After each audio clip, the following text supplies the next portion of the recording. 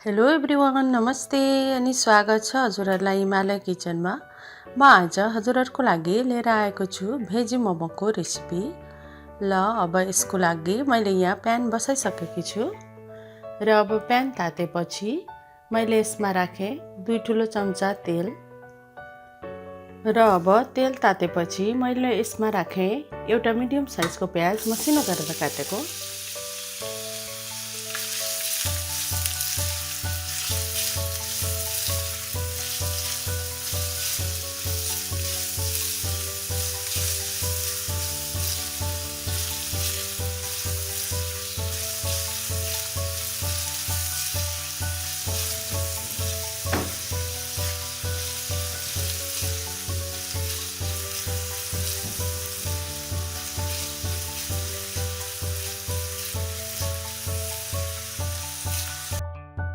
प्याजलाई धेरै बेर फ्राई गर्नु पर्दैन।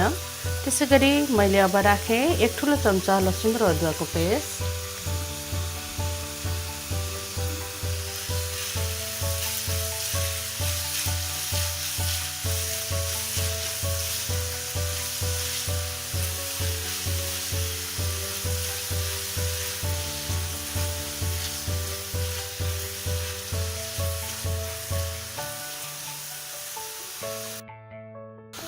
र अब मैले यहाँ राखेँ मसिनो गरेर काटेको 1 कप भन्दा आधा कप मसरुम राख्दा भेज मोमो एकदमै मिठो बन्छ। त्यसैगरी आधा कप गाजर, आधा सानो चम्चा बेसार र नुन राख्दैछु म आफ्नो स्वाद अनुसार। र अब यो भेजीहरूलाई हल्का फ्राई गर्नुपर्छ, यसलाई धेरै बेर चाहिँ पकाउनु हुँदैन। 1-2 मिनट जति मात्र हामीले यसलाई फ्राई गर्नुपर्छ।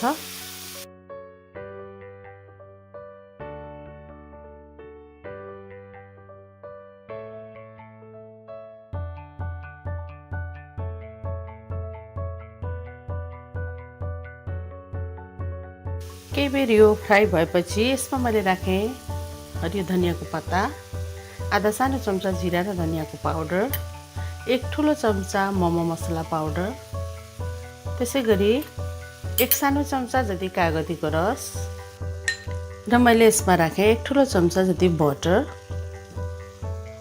बटर राख्दा चाहिँ मोमो जुसी अनि मिठो बन्छ।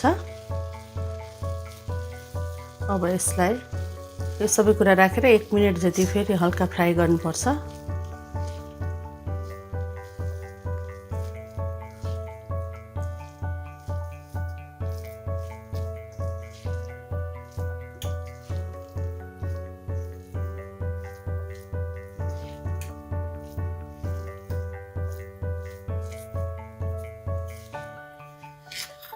र मैले राखेँ फेरि थोरै नुन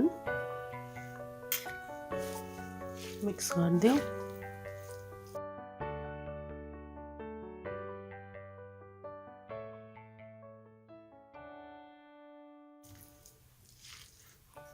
र अब भेज मोमो बनाउनको लागि मोमोको स्टफिङ रेडी भएको छ। यसलाई चाहिँ बोलमा सारेर अब केही बेर सेलाउन दिनुपर्छ।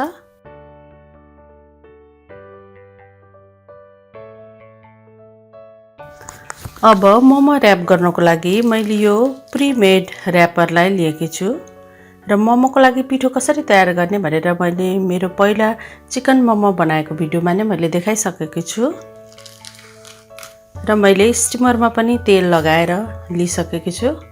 यसरी स्टिमरमा तेल लगाउनाले मोमोहरू टाँसिदैन अनि हामीलाई झिक्न सजिलो हुन्छ भने। अब मैले यहाँ एउटा र्यापर लिए, यसको छेउछेउमा यसरी पानी लगाउने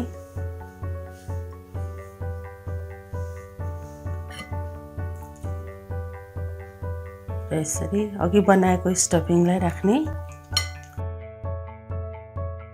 यसलाई बिस्तारै यसरी फोल्ड गर्दै गर्दै जाने।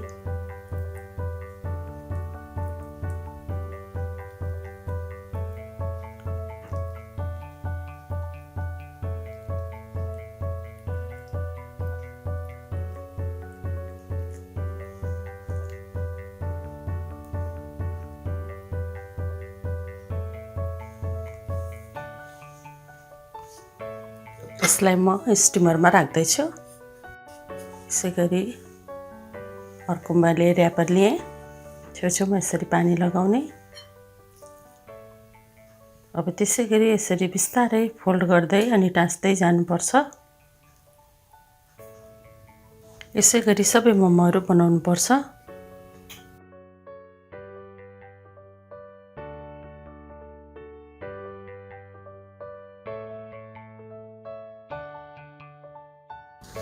र अब यसलाई छोपेर 15 मिनेट पकाउनुपर्छ।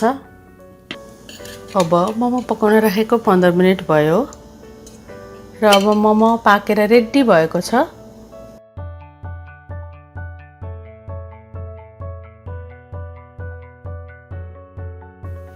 एकदमै मिठो भेज मोमो अब खानको लागि रेडी भएको छ।